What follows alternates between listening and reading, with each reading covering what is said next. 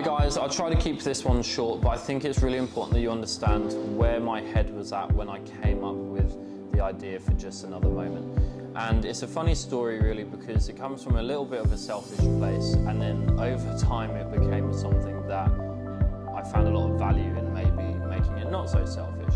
So, Just Another Moment started when I watched a documentary on YouTube, 10-minute documentary, and I'll put the link in the comments or the video here for you to have a watch. But it was about a guy called Matthew Tourdeur, a French explorer, who was the youngest French explorer to walk to the South Pole solo, unassisted and unsupported. It took him 51 days to do it, and it was a 360 documentary of his walk and his trek and the ups and the downs and everything like that. And it was 2019, so I was 25 or 26 at the time, 24, 25 when I watched it. And I thought it was just so cool that there was this guy, the youngest French explorer ever to do this. The youngest person ever the first French explorer to do it, but the youngest person ever to walk solo, unassisted and unsupported to the South Pole. And I was like, I've always wanted to go to Antarctica, I've always wanted to go to the South Pole, and that's what I want to do. So I was like, awesome, how do I do this? I don't know anyone, I have no mountaineering or no expedition experience, and I really just started researching. And then I realized, if I was to pay for the expedition, it's $160,000 US to do that. And if I wanted to do it solo, unsupported and unassisted, then I would have to buy all of the equipment, I'd have to get myself there, I'd have to learn everything on survival skills, and that was going to take me years and years, and also a lot of money, which I didn't have at the time because I was married, or getting married. So the idea sort of died for me, and I was like, oh, one day I will do it, and I'm fairly confident I will be able to achieve it in my lifetime. But then it got me thinking, and I was like, if I have a dream that big, surely there's other people out there that have smaller dreams. Someone might have a dream to go skydiving or swim with the sharks, or just go to Australia. Or learn to surf, or whatever it is. Other people out there in the world will have a dream which is smaller than my dream to go to the South Pole. And so that got me thinking, how could I make money to get myself to the South Pole? And I was like, maybe I could create a dream facilitation business where people pay me to help them achieve their dreams. And that's how everything sort of started. And that was one business idea.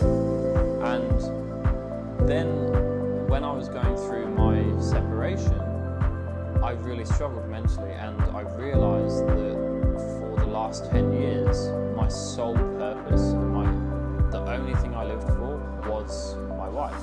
And when I lost that, I didn't have a purpose, I didn't have a meaning in life, and I knew I needed to figure that out. I knew I needed to have a purpose. So when I was going through that experience, I was like, man, like, I don't know.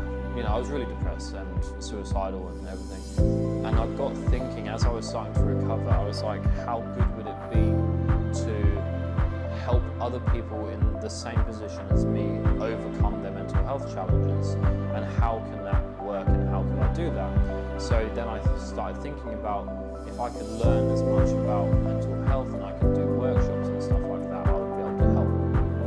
So on one side you've got the adventure, on the other side you've got the education.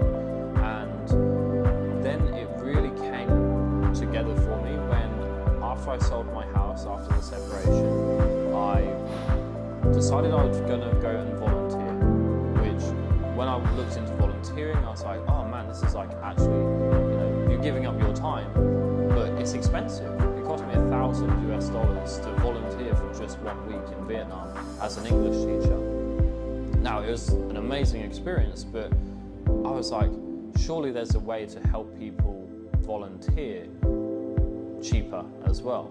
And this is another part in the business which is sort of like not talked about, and not really a discussion point, but it aligns sort of to the dreams as well. So if you have a dream, you achieve that dream, you share the dream to inspire other people, you can do that. And through that we have the Dreamers Fund. But that Dreamers Fund is also available to those that want to volunteer. So if they had a dream to volunteer, for example, then that's the money that we can actually help someone volunteer. So not only just doing the adventures and expeditions and the dreams, it's also helping other people.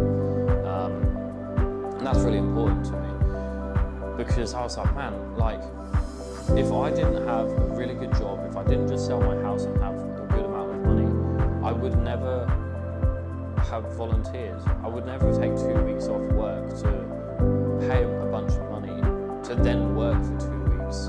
And you know, like, it's the actual financial upfront cost is a lot, but then it's the opportunity cost of I'm not working, I'm not earning, which makes it a really difficult thing to sort of justify, particularly when you've got a mortgage and you've got bills. And you know, at the time I had a partner that wouldn't volunteer, so it was like, well, if we're going to do anything, we're going to just go on holiday and not do anything rather than volunteer. So I thought that could be a really cool way to add in. So we've got the adventure, we've got the dreams, we've got the education, and the final thing was actually when I went to Vietnam, I did my volunteering.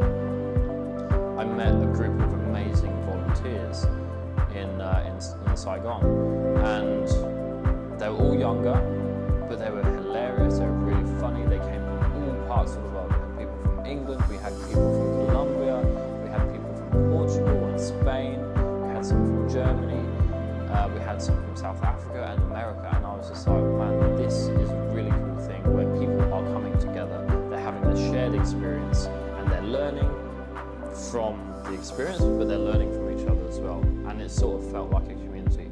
Now, I felt that, and then I went on a big sad trip with my best mate to sort of drink my pain away and so on.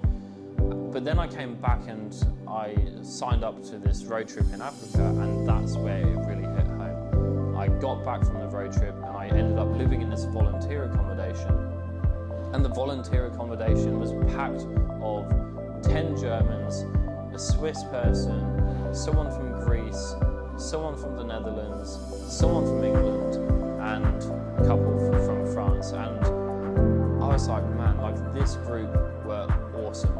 We cooked together, we ate together, we went on tours together, and we all went off in the day, did our own volunteer thing, and then we all met up at a cafe.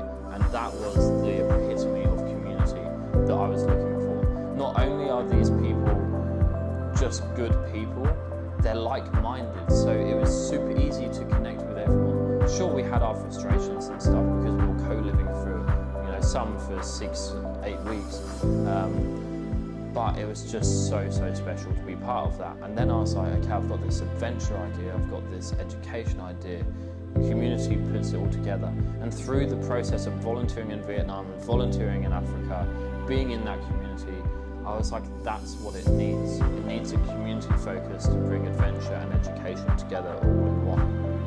And everything just turned on from there, and the ideas started flowing. And yeah, so I had this vision 6 years ago, and it slowly over time has become more and more clear as I put more and more energy and more focus into it. So that's basically the origin story. In the next video, I will tell you why Just Another Moment and why it's got the initials JAM, so you understand where the heart of the business comes from, and it really is the being heart of the business for me. So thank you so much, everyone, for being here. This is the second last video, so the next one will be the final one in this Ambassador Program series. I hope you're connecting, and I hope you're understanding, and you're learning a couple of things about the business. If you have any questions, feel free to reach out to me. But until then, stay blessed, and I will see you in that next video.